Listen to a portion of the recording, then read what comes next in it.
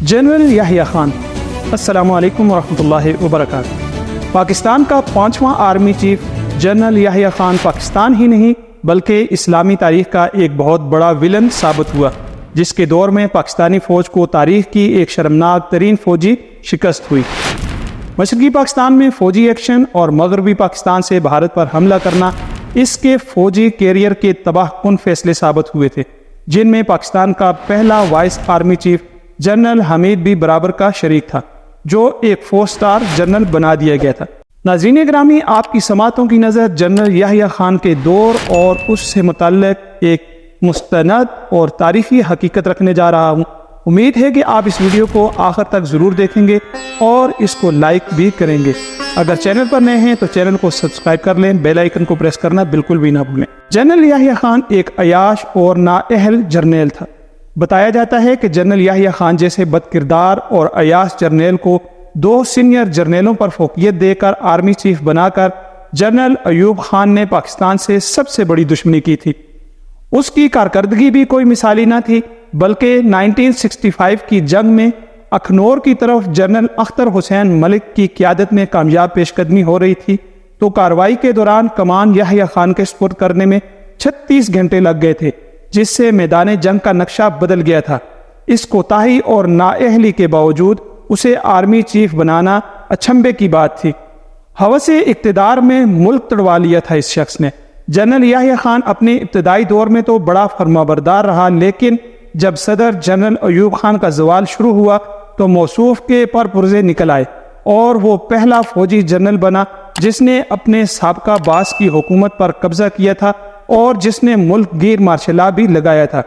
گو اس نے کچھ نیک کام بھی کیے تھے، جن میں سے 1 یونٹ توڑنا، صوبے بحال کرنا، آزادانہ اور منصفانہ انتخابات منعقد کرانا شامل ہیں، لیکن انتقال اقتدار میں وہ ویسا ہی بددیانت تھا جیسا جنرل ضیاء اپنی 8ویں ترمیم یا جنرل مشرف اپنی 17ویں ترمیم کی صورت میں تھے۔ وہ بھی ایک ایسے آئین کی تشکیل پر بضد تھا جس میں طاقت کا منبع صدر یا آرمی چیف رہیں، لیکن اکثریتی پارٹی لیڈر شیخ مجیب الرحمان اسے یہ حق دینے کو کسی طور پر بھی تیار نہ تھا۔ جنرل یحییٰ خان نے ملک تڑوا لیا، لیکن اقتدار سے دستبردار ہونے کو تیار نہیں تھا۔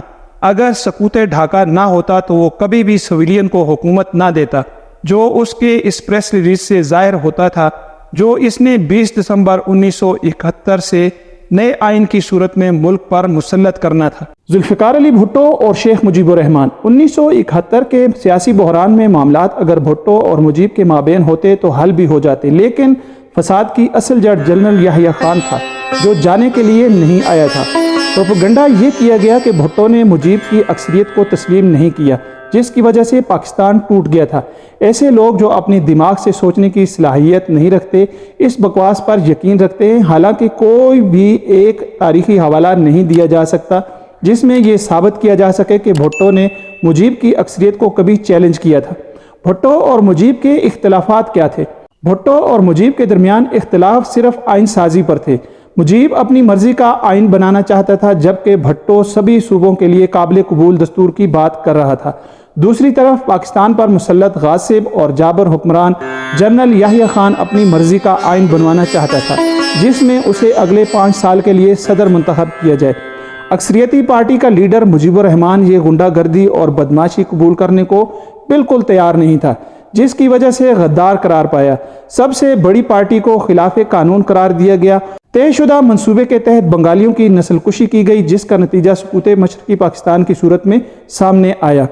1970 کے پہلے عام انتخابات میں مقابلہ بائیں بازو کی سوشلسٹ جماعتوں یعنی عوامی لیگ، پیپلز پارٹی، نیشنل عوامی پارٹی اور قیوم لیگ، اور دائیں بازو کی مذہبی اور نظریاتی جماعتوں یعنی جماعت اسلامی، جمعیت علماء اسلام، جمعیت علماء پاکستان، کونسل مسلم لیگ، کنونشن مسلم لیگ اور پاکستان ڈیموکریٹک پارٹی کے درمیان ہوا تھا۔ ان انتخابات میں 60% ووٹ سوشلسٹ جماعتوں کو ملے تھے۔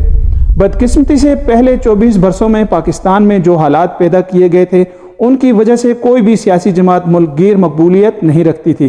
عوامی لیگ صرف مشرقی پاکستان تک محدود تھی، لیکن 55% آبادی کی وجہ سے اس کی سیٹیں دیگر 4 صوبوں کی مجموعی سیٹوں سے بھی زیادہ تھیں۔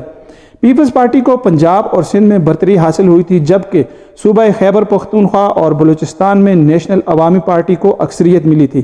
ایسے میں عوامی لیگ اکیلے حکومت بنانے کی پوزیشن میں تھی، اور اگر روایتی جمہوری ماحول ہوتا تو ان تینوں ہم خیال پارٹیوں کی مخلوط حکومت بنتی، لیکن مسلسل محرومیوں اور ناانصافیوں نے اکثریتی آبادی بنگالیوں کو پاکستان سے اتنا متنفر کر دیا تھا کہ وہ علیحدگی اور خود مختاری کے سوا کسی حل پر راضی نہ تھے۔